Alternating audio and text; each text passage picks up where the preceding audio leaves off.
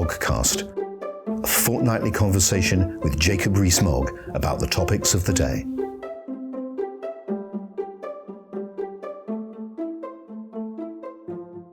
Welcome to the 58th edition of the Moggcast. This is Paul Goodman, editor of Conservative Home, in conversation with Jacob Rees-Mogg. And Jacob, good afternoon. Good afternoon.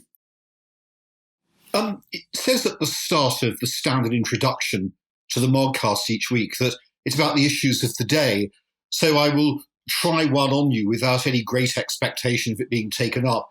Are you a football fan? No, I'm not. But I see you've written about current footballing controversies for Conservative Home this morning. That is Monday for people listening on Tuesday.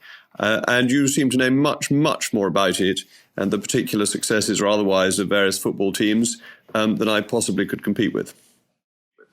I just raised it at the beginning because I chanced the view that more people in the country will be talking about this than Greensill. And of course, you may not have a view, but the Prime Minister has a view about this proposed superleague, does he not? Yes, he does. He thinks it's a rotten idea. And the Prime Minister knows more about football than I do. Association football and rugby football. You've never been to a professional football match? I have been to local matches in Somerset. So I've been to see Keynsham Town and Paulton Rovers play, which have always been very enjoyable occasions. But I have no expertise on football, and I wouldn't begin to pretend to, and I wouldn't begin to wish to sound forth or add anything to the Prime Minister's view on how they structure their leagues. Though if you want to talk about new language in cricket and get on to subjects about which I do know something, then I'd be happy to talk about that instead. Well, alas, no, because there's no equivalent of the Kerry-Packer Super League proposal with us this morning, except, I suppose, arguably in football. So let's talk about something else that's highly topical. What did David Cameron do wrong, if anything? Well, I think the key here is trying to find out what happened in the first place. What was it that was going on in Downing Street when Greensill came into Downing Street, when David Cameron was Prime Minister? What was going on with the factoring that Greensill was offering? The very obvious question of why didn't the NHS just pay its bills on time? Why did it need a private company to come in?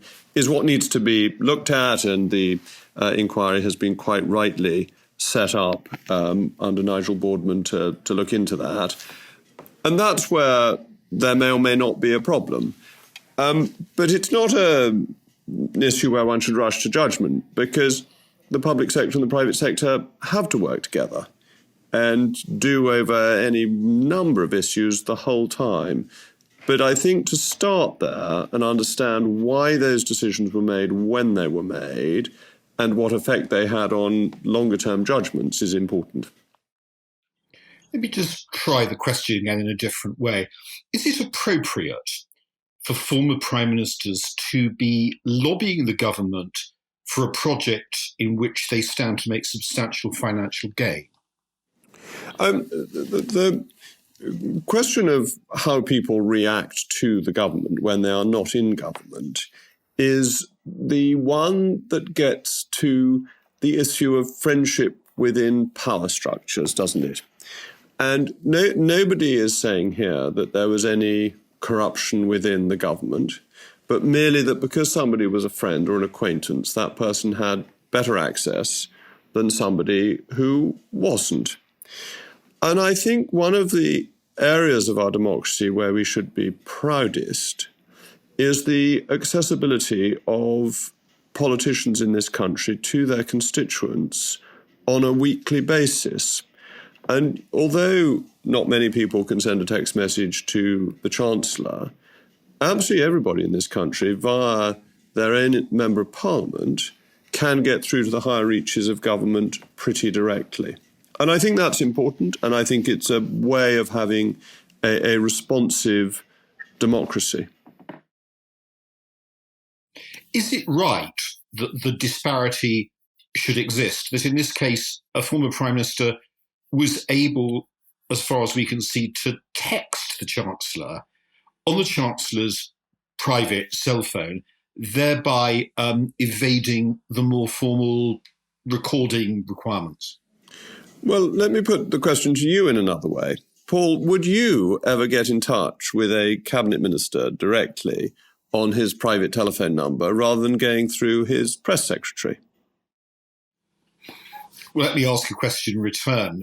Was it likely, as a matter of fact it would not be, that I would be seeking in so doing to be making myself what would apparently be millions of pounds in money? The answer is I wouldn't. So the two are not comparable. I wouldn't be lobbying. You'd be seeking to do your job, and you'd be seeking to be better informed, to ensure that Conservative Home readers were better informed, and therefore to have, admittedly an indirect, but nonetheless a commercial advantage by doing so. So I think the real issue on lobbying is, does it have any effect? Are decisions changed because X has access and Y doesn't? That's at the heart of the second stage of this. The first stage, as I said, was the decision to bring Greensill in the first place, a good one or a bad one? And if it were a bad one, were it made for good reasons or bad reasons? That's what needs to be found out by Nigel Boardman, and that's what will be found out. The secondary question of should somebody be allowed to say to the government, I think you should do something, and then be ignored by the government, is a question that people will have different views on. But I think the fact that the Chancellor took several weeks to respond to the former Prime Minister is indicative of the effectiveness of the lobbying.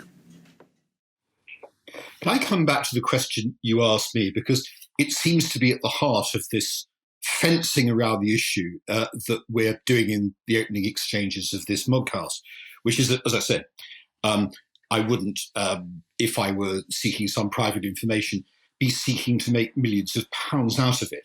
So really what we have here is a taste question, isn't it? No question, David Cameron didn't break any rules.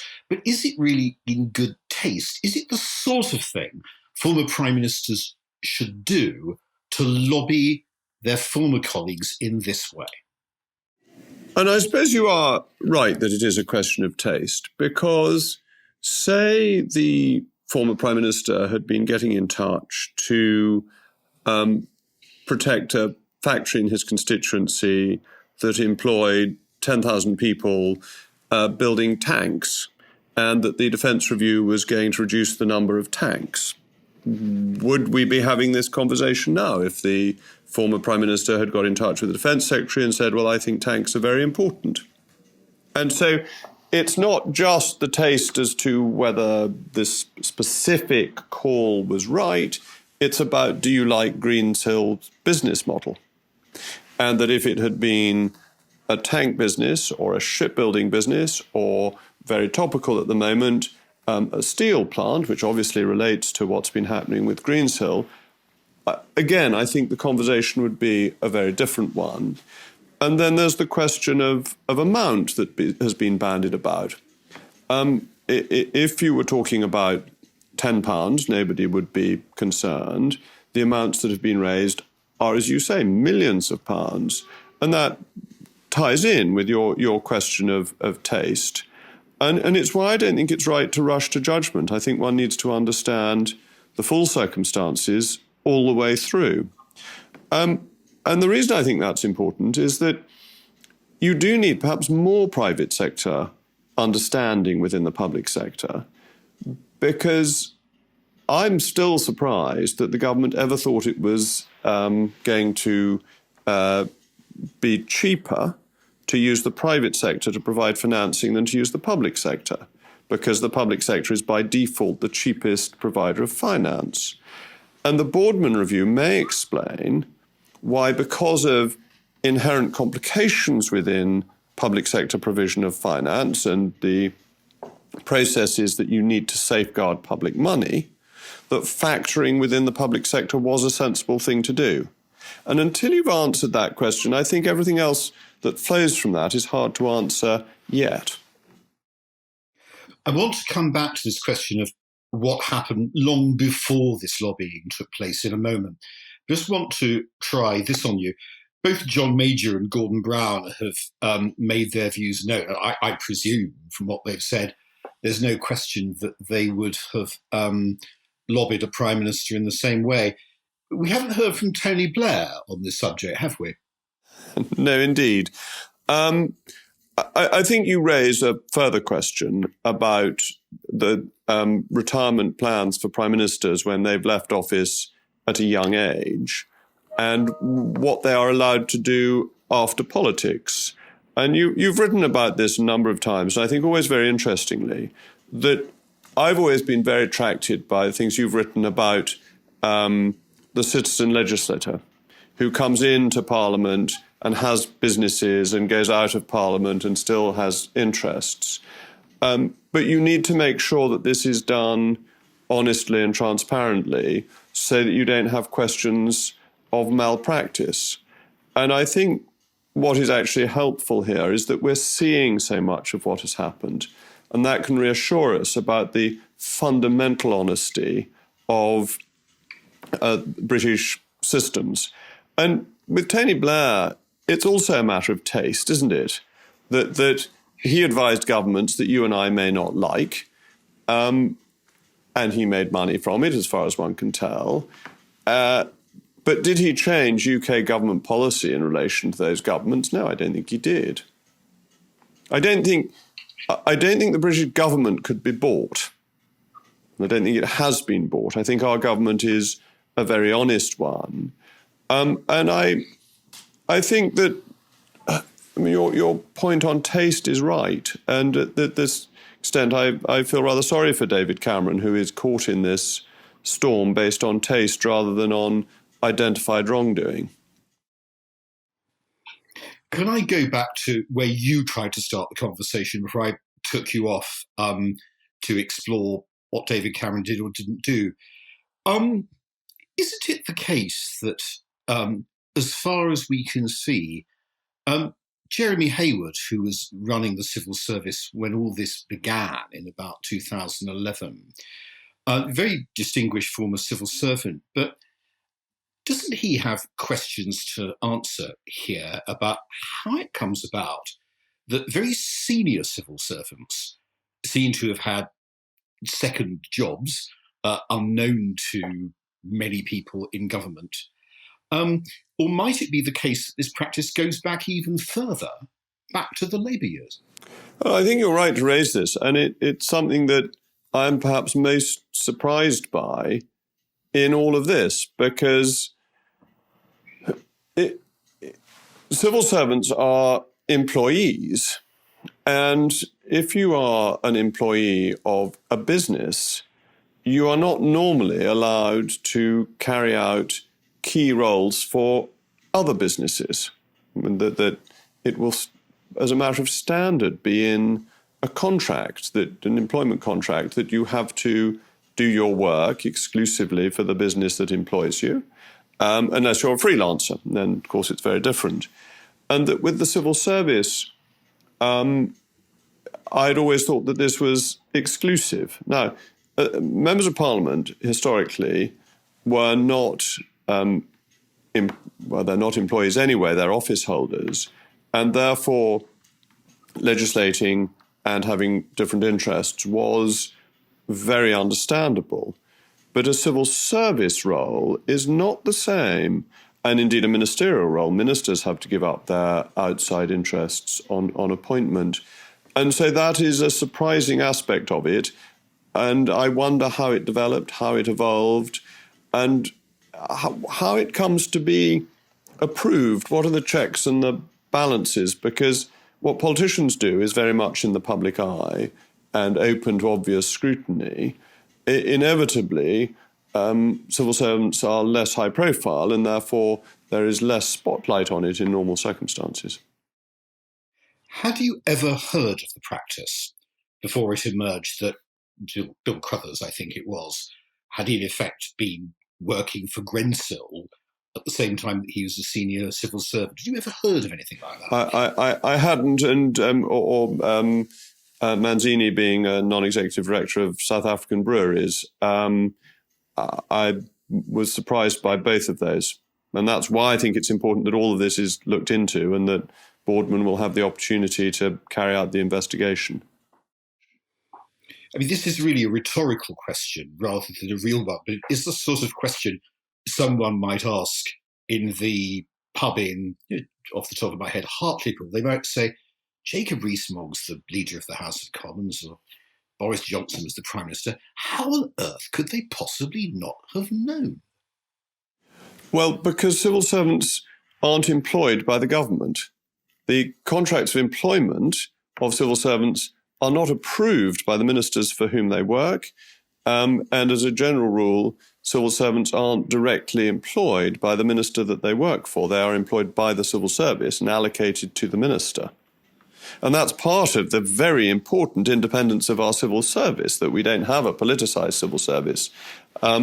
So this is not something, as far as I'm aware, that would have been signed off by any minister, would have been signed off by civil servants.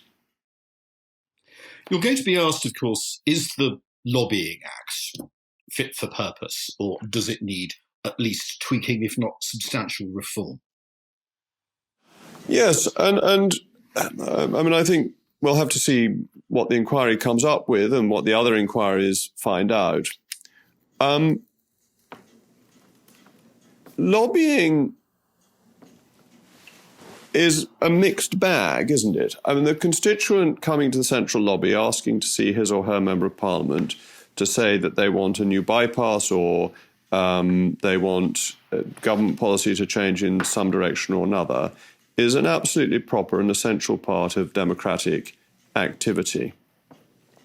Paid advocacy, where people try and persuade you to do something that you don't necessarily want to do because they have a financial interest in it, is something that needs to be kept under careful control.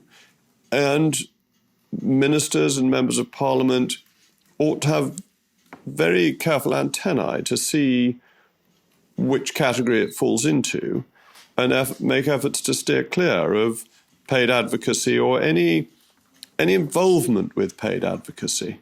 Any touch of paid advocacy is I think, risky. Can I ask you a question about registration and all that? Because one line of criticism, it might be a layperson's criticism, I think, is this, that all these relations between ministers and former ministers and civil servants having second jobs and so forth, that it's all a great corrupt revolving door, and it does the public interest no good. If that is the case, of course it's not actually a view I hold, but just presuming that it is the case, as many people think it's the case, having a register doesn't really solve that problem, does it? It merely, if that's the argument, formalises this practice of which many people disapprove. The revolving door is a very interesting thought, isn't it? Because do you want politicians who are lifetime politicians? Or do you want politicians who have some private sector experience, devote part of their life to politics, and then go back into the private sector?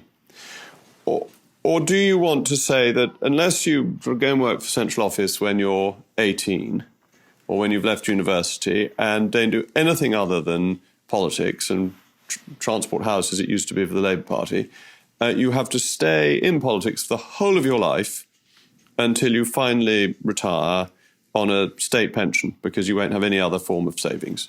Do we want that as a country? And I'm absolutely certain that we don't want that. We want people coming in from a variety of walks of life. One of the great things about the 2019 election was how many Conservative MPs came in from a wide range of walks of life who hadn't been career lifetime politicians. Now, I'm not actually particularly anti-career politicians. After all, one of my great heroes, William Pitt the Younger, was unquestionably a career lifetime politician. So you can have huge abilities in that, but you want variety. Where I think it gets more difficult is people who have particular roles, which when they leave those roles, take that information into what they do in the private sector. So if you've been a civil servant in one particular department, well, you see it in local councils, actually. You see planning officials who then go off to advise on planning. And you see it in HMRC. You see tax officials who then go off to explain the tax system to people.